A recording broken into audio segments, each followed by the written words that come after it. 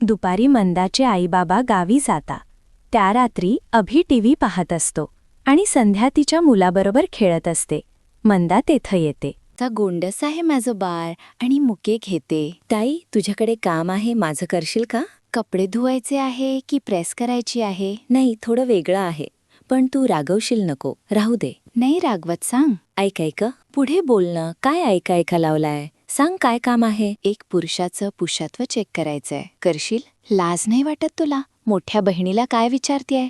थोबाळ फोडू का तुझं? मोठ्या बहिणीला असं काम करायला सांगतेय. तू रागवणार नव्हती? नाही, तू पहिल्यावरून चौथा गेअर टाकला आहे. रागवायच्या नाही, मारायच्या विचारात आहे मी.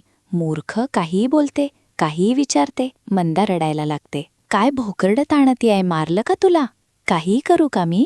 कसं वाटतं एका स्त्रीला असा परपुरुषाबरोबर? मी विचारलं होतं ना रागवणार नाही म्हणून?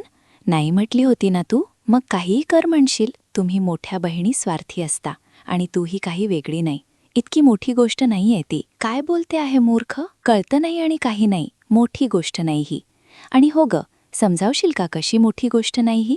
आणि काय स्वार्थ केला मी? जीजू नेहमी मला आधी घरवाली म्हणता.